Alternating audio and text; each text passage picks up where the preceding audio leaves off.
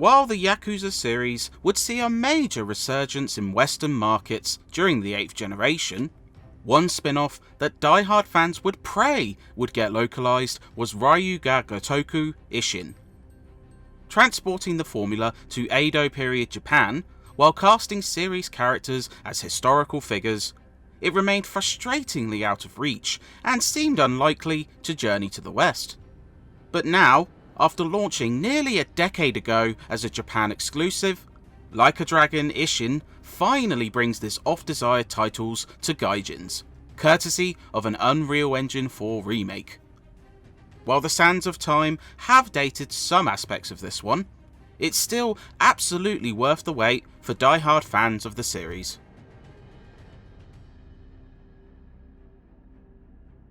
Originally launching in 2014, Ishin relocates the series to 1860s Japan during the volatile Bakumatsu period, while casting familiar Yakuza characters in the roles of real-life historical figures.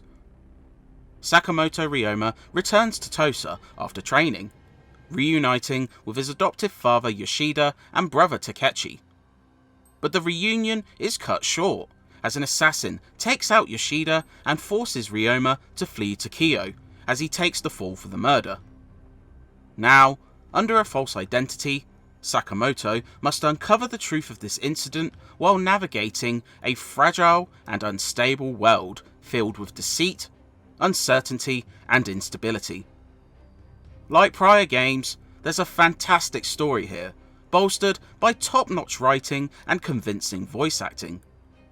Exploring a myriad of themes familiar to the series, such as honour, the setting adds a tense spin to this.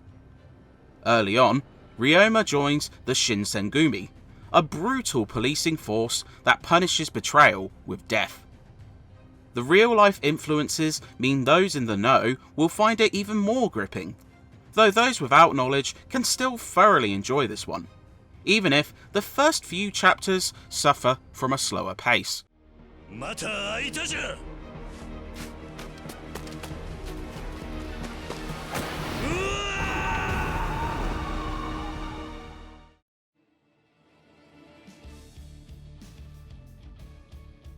Like a Dragon Ishin doesn't stray too far from the formula established in previous Ryu ga Gotoku games. Replacing Kamurocho with Kyo, the moderately sized open world is host to around 14 story chapters and enough side content to fill a buffet. Naturally, with the move away from modern Japan, the activities present are changed but retain the goofy nature of prior games. There are fishing, woodcutting, and cooking minigames to partake in, along with some returning challenges such as karaoke and dancing. Some of these, most notably the courtesan minigames, can be very tough. Sub-stories also make a return, and feature a few dozen fleshed out narratives for you to explore, which range from comical to deadly serious. There are quite a few other activities under your diligence records too, such as raising your bonds with certain NPCs. Buying from certain shops, for example, increases their bond with you and can gift extras such as unique items to buy. Eventually, Ryoma gains a second home, where he can grow plants and complete orders for customers, offering even more content. The main story is quite lengthy at around 20 hours, but filling out the completion list will likely take 4 times that.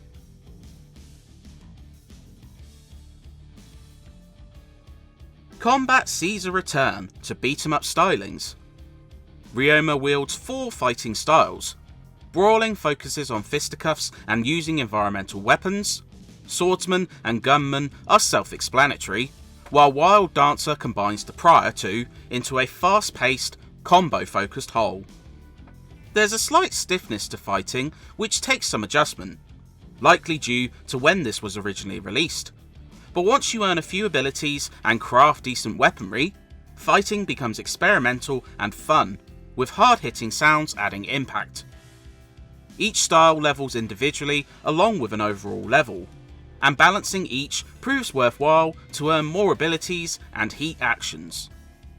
New to this remake are Trooper cards, earned soon after Ryoma joins the Shinsengumi.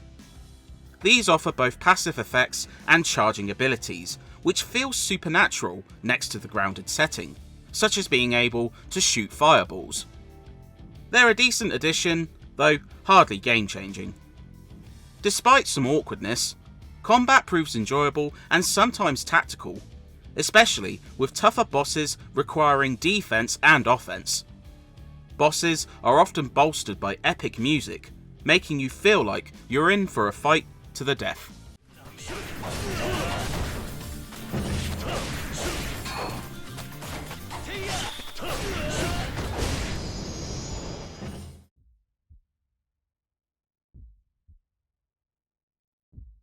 Ishin's overhauled visuals can be sometimes mixed, as while you can tell a ton of effort went into updating this one, some lingering issues can dampen the splendour.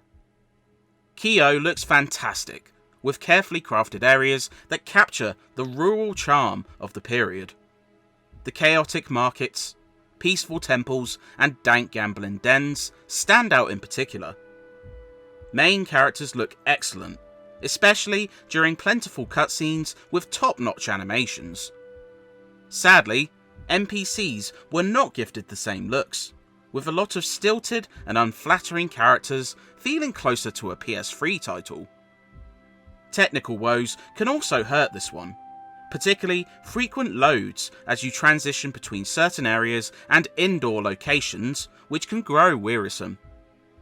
Frame rates can vary wildly, with some moments running very smoothly and others chugging hard. Later, a particularly chaotic chapter is nearly unplayable due to serious slowdown. Interestingly, you can either opt for a focus on performance or visuals, but even with the former, slowdown is prevalent, and the compromises aren't worth the trade-off, such as insane amounts of pop-in. It's a shame because sometimes this game looks fantastic and belies its age.